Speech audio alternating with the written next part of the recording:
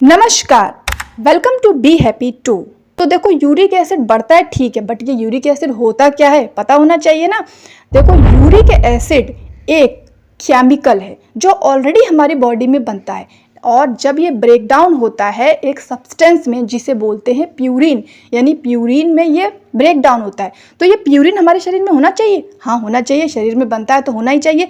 लेकिन प्रॉब्लम तब आती है जब हम प्यूरिन को बाहर से भी लेते हैं। बाहर से मतलब प्यूरिन कुछ फूड प्रोडक्ट्स और कुछ ड्रिंक्स में भी पाया जाता है, जैसे processed food, sea food, alcohol, इन सब में ज़्यादा प्यूरिन्स होता है।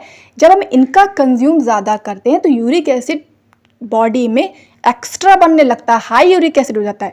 और हाई यूरिक एसिड होने से ये हमारे जॉइंट्स में स्टोर होता है, जिससे जॉइंट्स पेन होता है, जिसे गठिया या गाउट कहते हैं। इसके साथ जब ये शरीर से बाहर निकलने के लिए किडनी में जाता है तो किडनी भी इसे फिल्टर नहीं कर पाती, तो ऐसे में किडनी स्टोन बनने का खतरा भी बढ़ जाता है। अब देखो कितना यूरिक एसिड होना चाहिए। नॉर्मली रेंज है 3.5 टू 7.2 मिलीग्राम पर डेसीलीटर, इतना यूरिक एसिड है तो नॉर्मल। यदि यूरिक एसिड नॉर्मल रेंजेस से ज़्यादा बढ़ जाता है तो ऐसे में डॉक्टर आपको ब्लड टेस्ट करने को कहता है। ब्लड टेस्ट के दौरान पता किया जाता है कि ब्लड में कितना यूरिक एसिड बढ़ा है। इससे डॉक्टर ब्लड लेता है और उसको एग्जामिन करता है।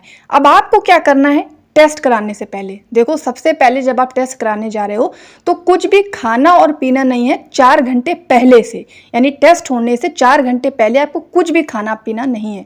कुछ मेडिसिन होती हैं जो ब्लड टेस्ट के रिजल्ट को इंटरफेयर करती है, तो आप अपने डॉक्टर से कंसल्ट ज़रूर कर लें कि ये मेडिसिन 4 घंटे पहले लेनी है कि नहीं लेनी है। और अपने हेल्थ केयर प्रोवाइडर को भी बता दें कि अगर आप कोई मेडिसिन ले रहे हैं तो आप उसे स्टॉप करें इस टेस्ट के लिए या नहीं करें। तो ये बातों को आपको ध्यान में रखना है जब भी आप टेस्ट कराने जा रहे हैं। ब्लड टेस्ट की रिपोर्ट यदि आप बिल्कुल अच्छे तरीके से चाहते नहीं कि बार बार ब्लड टेस्ट कराना पड़े, तो इन बातों का ध्यान रखना है। खास तौर पर जो गलतियां करते हैं लोग कि खाने और पीने के 1 या 2 घंटे बाद ही टेस्ट करा लेते हैं, जो कि रिस्की हो सकता है। ब्लड टेस्ट का रिजल्ट ठीक से नहीं आएगा, यानी ठीक से पता नहीं चल पाएगा कि प्रॉब्लम क्या है। यूरिक एसिड का आप जांच करवा रहे हो तो पता नहीं चल पाएगा कि यूरिक एसिड कितना बढ़ा है। तो इसीलिए खाना और पीने का ध्यान रखना है। 4 घंटे पहले से कुछ भी नहीं खाना पीना है। अब हम देखेंगे क्या खाना और पीना चाहिए यूरिक एसिड में। देखो, सबसे पहले हम देखते हैं क्या नहीं खाना चाहिए। बहुत इंपॉर्टेंट है, क्योंकि ये चीज़ें आप खाओगे तो यूरिक एसिड बढ़ेगा। देखो, पनीर, चने, हरी मूंग दाल, मूंगफली, इन्हें बिल्कुल भी नहीं खाना है। हाई फैट मिल्क आप ले सकते हो, लेकिन हाई फैट वाला मिल्क नहीं लेना है। बादाम नहीं लेना है। मीट और एग अगर आप खाते हो, नॉन वेजिटेरियन हो, बिल्कुल अवॉइड कर दो तब तक जब तक कि यूरिक एसिड आपका नॉर्मल नहीं हो जाता। शुगर अगर आप ज़्यादा ले रहे हो, शुगर से रिलेटेड कोई भी चीज़ हो गई, केक हो गया, कोल्ड ड्रिंक्स हो गई, इन्हें आपको अवॉइड करना है। स्वीट्स हो गई, इन्हें भी अवॉइड करना है। फिश, वाइट ब्रेड, इन्हें भी बिल्कुल बंद कर दें। हनी, अल्कोहल खास तौर पर बंद करना है, क्योंकि ये यूरिक एसिड को एकदम से स्पाइक कर देता है, क्योंकि इन सब में प्यूरिन्स होता है और प्यूरिन्स शरीर में बढ़ने से यूरिक एसिड बढ़ता है, मैंने आपको बताया था। साथ ही अगर आप डेयरी प्रोडक्ट का ज़्यादा इस्तेमाल करते हैं, जैसे पनीर ज़्यादा खाते हैं, टोफू ज़्यादा खाते हैं, दूध, दही, मट्ठा, ये सब ज़्यादा चीज़ें लेते हैं, तो इन्हें भी आपको अवॉइड करना है। तो यूरिक एसिड के दौरान इन चीज़ों को बिल्कुल भी नहीं खाना है। अब खाना क्या है, चलो ये भी देख लेते हैं। यूरिक एसिड के दौरान अगर आप चाहते हैं यूरिक एसिड नॉर्मली कम होता चला जाए, तो अपने डाइट में शामिल कीजिए ग्रीन टी को, रेड टी को, ड्राई फ्रूट्स को, ब्रोकली, आलू, ग्रीन वेजिटेबल्स को भी कर सकते हैं। बहुत इंपॉर्टेंट, लेमन वाटर, नींबू का रस ज़रूर पीजिए, बहुत फ़ायदा करेगा। चेरी और आंवला, ये भी बहुत फ़ायदा करता है यूरिक एसिड कंट्रोल करने में। संतरा खा सकते हैं तो खाइए, बहुत फ़ायदा करेगा। मिल्क लेना है तो मैंने आपको बताया था हाई फैट नहीं, लेकिन लो फैट मिल्क आप ले सकते हो।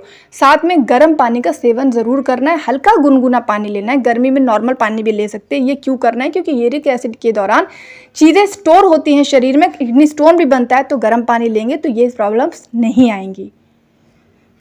अब देखो, 3 फूड्स मैं आपको बताऊंगी जो यूरिक एसिड को रिड्यूस करेंगे। 2 आपके किचन में मिल जाएंगे, तीसरा है फ्रूट, मोस्ट इंपॉर्टेंट है, आपको नेचुरली हील करेगा। पहला अजवाइन।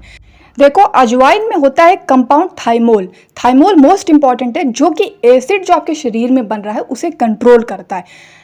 अजवाइन डाइजेशन को इम्प्रूव भी करती है, साथ ही प्यूरिन जो आपके शरीर में बढ़ रहा है उसे रेगुलेट करती है।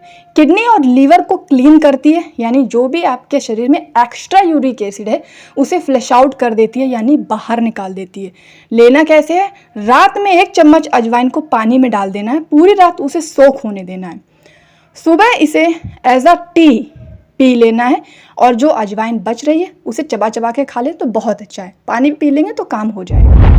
नेक्स्ट है मेथी। मेथी मोस्ट इंपॉर्टेंट है। देखो मेथी में गैलेक्टोमेनन और सैपोनिन्स होते हैं। ये क्या करते हैं? यूरिक एसिड को बाइंड करके फ्लश आउट करवा देते हैं बॉडी से, यानी यूरिक एसिड को इकट्ठा करके बॉडी से बाहर निकाल देते हैं। इसके साथ किडनी को फिल्टर करते हैं। देखो किडनी अगर यूरिक एसिड ज़्यादा बन रहा है तो किडनी उसे निकाल नहीं पाती, लेकिन अगर आप मेथी का पानी ले रहे हो या मेथी ले रहे हो तो ये आपके किडनी को फिल्टर करेगी, यानी टॉक्सिक वेस्ट को बाहर निकाल देगी।